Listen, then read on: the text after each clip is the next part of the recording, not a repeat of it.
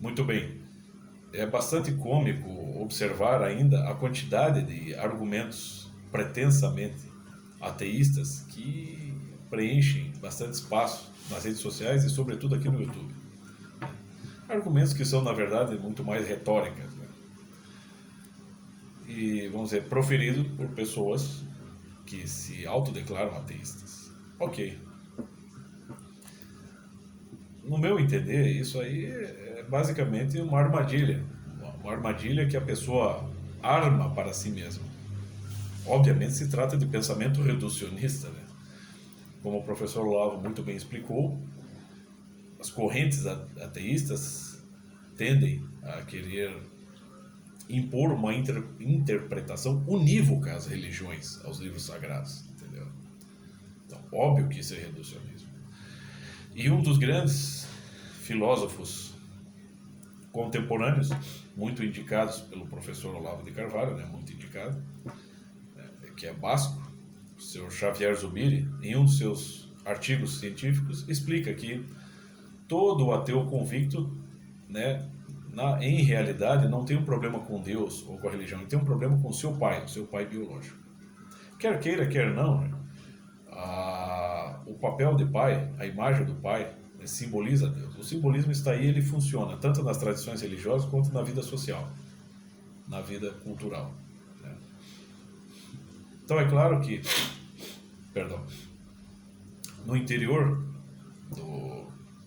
da pessoa, sei lá, da criança, do jovem, né, que está ali crescendo, está se formando, tem conforme, né, o desempenho, a atitude do pai, que o pai tem com ele, isso vai ter um reflexo dentro dele. E isso vai, né, se for um pai ruim, se for um pai omisso, enfim, todos esses problemas que são bastante comuns na humanidade, sim, isso vai ter um reflexo na vida interior do cara. E se ele não for muito capaz de perceber as coisas com mais clareza, ou não fizer um esforço para isso, ou se ele amadurece de forma muito lenta, de fato ele tende a projetar isso, né, numa autoafirmação, né, desde a sua vida interior para fora. Eu não consigo acreditar que um tipo como o Pirula está fazendo um trabalho sério, por exemplo. Eu vou pegar aqui, coitado do Pirula, né? Sempre é o meu alvo.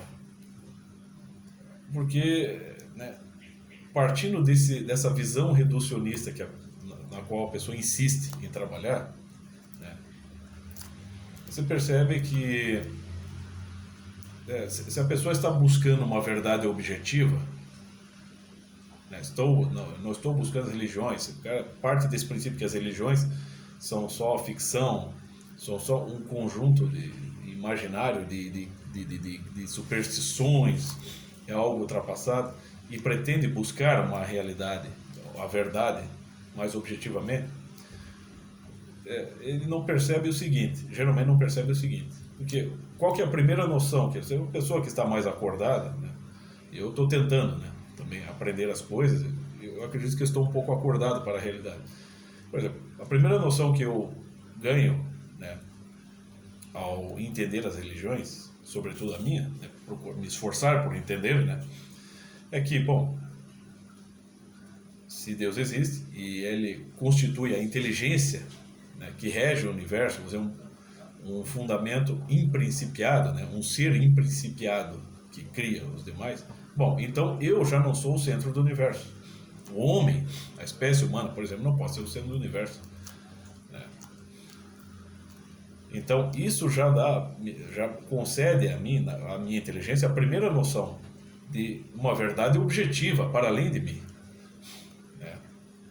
E na religião isso está, bom, a formação das religiões precede, mas o que vem depois, que são a formação das ciências, desenvolvimento das ciências. E note que muitos santos, por exemplo, aqui no Ocidente, muitos santos canonizados pela Igreja Católica foram cientistas, né? Inclua neles São Tomás de Aquino, o próprio Santo Agostinho, né?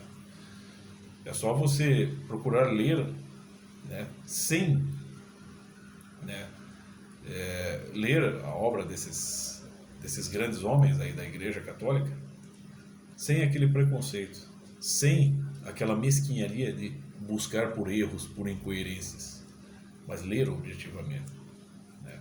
Eu começo, por exemplo, a entender o comunismo, por quê? Porque eu também aprendi com o professor Olavo que você tem que ler, né? Por exemplo, vai ler um Karl Marx, vai ler um Lenin, você não tem que ler ele já pensando, né, em todas as barbaridades do comunismo, as consequências históricas disso. Você tem que ler para entender o fundamento daquilo, o que ele quer dizer, por que isso, né? Por que ele prega, né? A infraestrutura, a superestrutura, por que ele parte do princípio que toda a história da humanidade é a história da luta de classes. Você tem que entender, tentar observar isso objetivamente. Portanto, quando você está estudando seriamente, você não pode estar querendo buscar confirmar uma tese, uma convicção sua.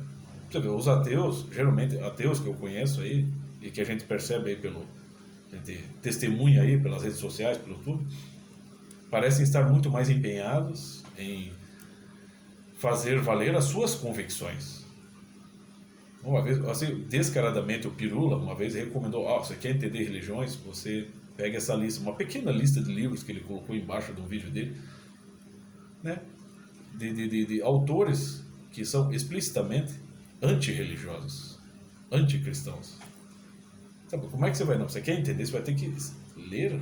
Por exemplo, quer entender o cristianismo, o catolicismo, vai ter que ler a Bíblia, vai ter que ler, né, o catecismo da Igreja Católica, a doutrina, vai ter que ler as obras, para depois passar para os autores que se opõem a isso.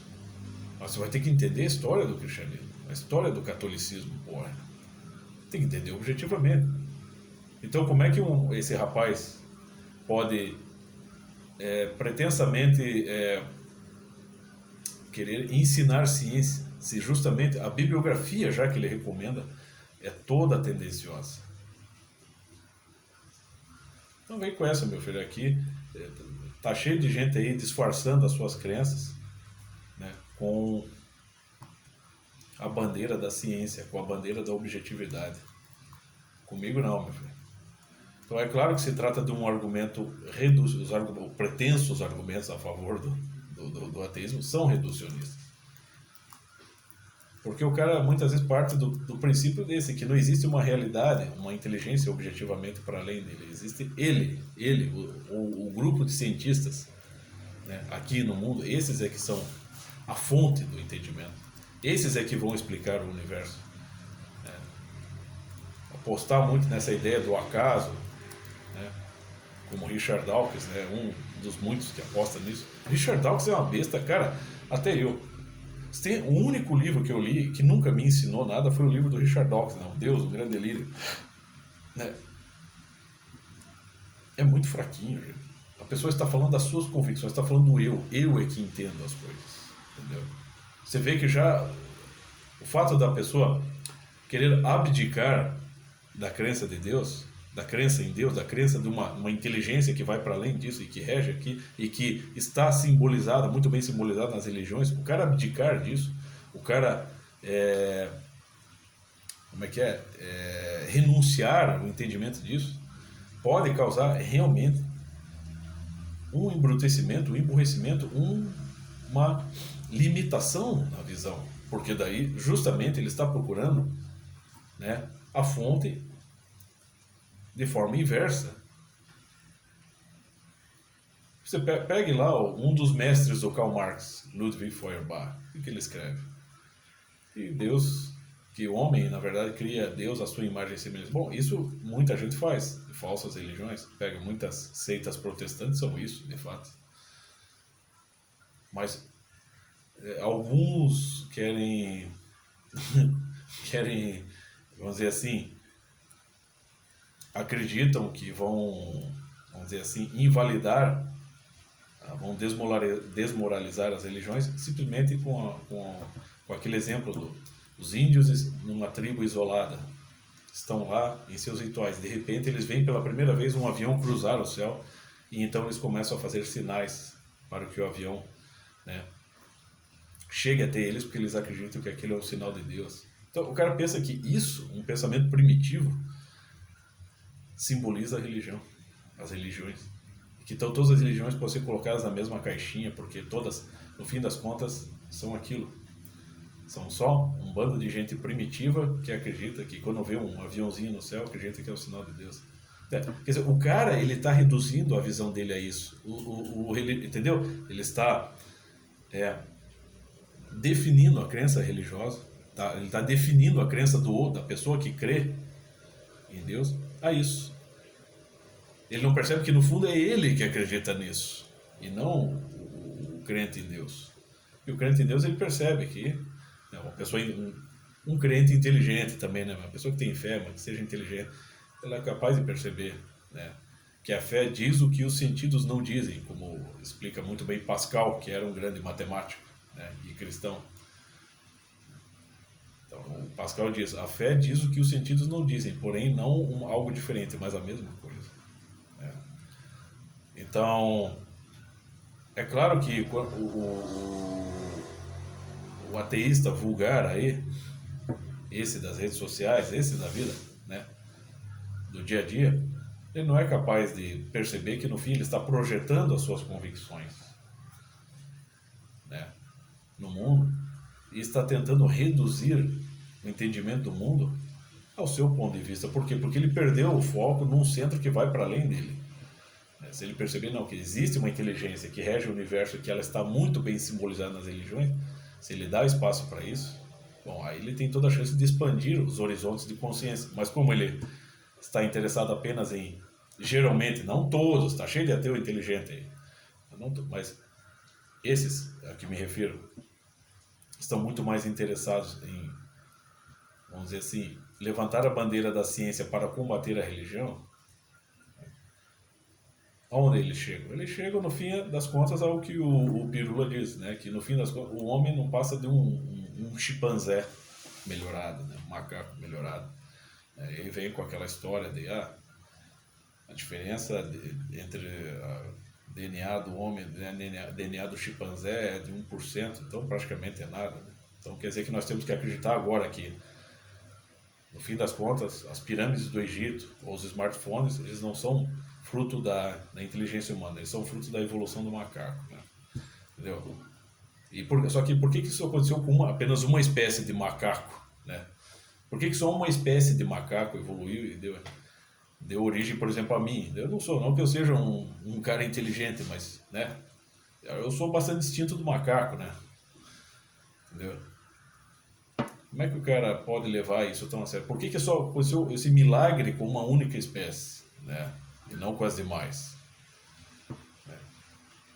Ou então fica aquela narrativa do Carl Sagan, né? Tive que assistir Carl Sagan, né?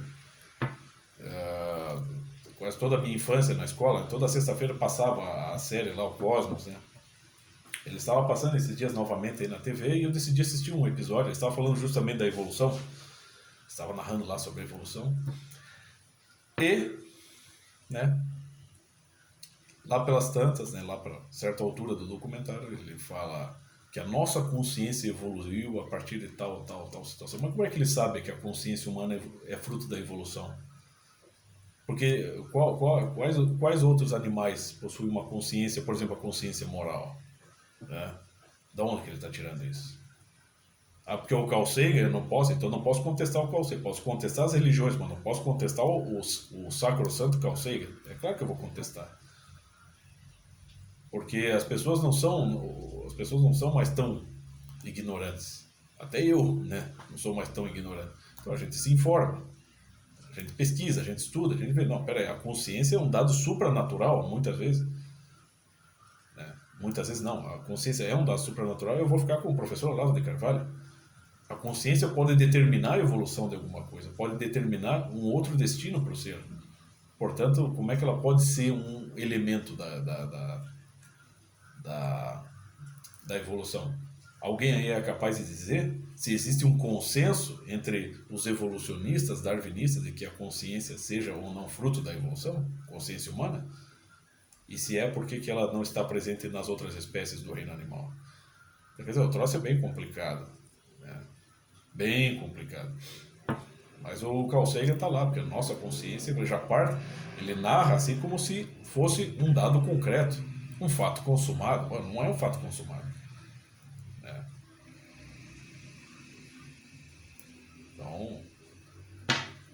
claro que é necessário expandir o entendimento da coisa e é necessário, sim, né, englobar no estudo, né, o entendimento de todas as coisas, sobretudo das religiões, mesmo para quem não crê na existência de deuses ou de um Deus único.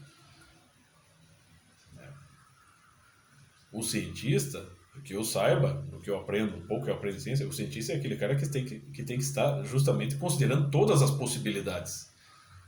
Como o próprio Sócrates faz no fim do documento da Apologia. Na Apologia de Sócrates ele diz: no momento em que eu morrer, ou eu vou encontrar com meus pares espirituais, ou eu vou entrar no sono eterno. Existem as duas possibilidades. Isso é ciência. Porque ele morreu consciente das possibilidades, né, estruturais do ser, né? Por exemplo, nada vem do nada e volta para o nada, né? Nossa, tem uma finalidade, não? O acaso não pode estar regendo o universo. Enfim, são diversas questões, mas os ateístas de internet reduzem tudo à bandeirinha da ciência, a ciência que eles acreditam. E aí é que remete também a uma dica muito importante já, uma dica não, uma chamada de atenção fundamental no livro do Wolfgang Schmidt, lá, Cosmos e Transcendência. É necessário distinguir o que é necessário distinguir o que é crença científica de conhecimento científico. Ou seja, crença científica é uma coisa, conhecimento científico é outra. A crença científica é o que prega Carl Sagan, Richard Dawkins, aquele Neil deGrasse Tyson. Aquele Neil deGrasse Tyson é uma comédia, né? O cara era ator, né? Naquela entrevista, uma das entrevistas dele, porque eu não creio em Deus, porque eu não vejo nenhum sinal de misericórdia no universo, nenhum sinal de misericórdia, de bondade na própria estrutura da Terra, que são vulcões, calamidades, violência, morte. Ele falando disso, do conforto do escritório dele. Então, não está acontecendo absolutamente nada com ele. Ele está bem, ele está falando exatamente o que ele quer. Né? Fala as bobagens que quer, ganha dinheiro, muita gente acredita. Quer dizer, o cara está sendo beneficiado, abençoado o tempo todo, né? Vamos dizer assim. Você está dizendo que ele não vê sinal de nenhuma misericórdia, nenhuma benevolência no universo nem na Terra. Quer dizer, é um mundinho, né? Você criou um mundinho, um universo paralelo que é o universo dele. Né? Isso é o reducionismo. Então, é por isso que um cara desse, né, só é badalado entre os reducionistas. Né? E é por isso que um cara desse muitas vezes recusa-se a conversar com pessoas que ele sabe que vão questioná-lo de maneira mais séria, né, mais firme, que vão testá-lo. Né? Eu sim, procuro ser testado. E quando eu sei que eu estou errado, eu baixo a cabeça. Você tem que aprender. Né? E nunca buscar provar que uma coisa existe ou não existe, é buscar o fato. Né? É fato que as religiões existem. Se elas se referem ou não a um Deus existente, você não vai provar que é assim ou não é. Você só vai poder verificar isso após a morte. Por enquanto você estiver aqui, você está no campo das possibilidades. Aqui o mundo é o campo das possibilidades. Né? Aqui é dinâmico, aqui, como o professor Olavo fala, a vida se move de forma dialética, a mente funciona por meio de contradições. Portanto, se você quer buscar uma coerência, uma pureza, né, e uma síntese do entendimento do mundo, esqueça, você não está mais para candidato a um ditador do que a um cientista.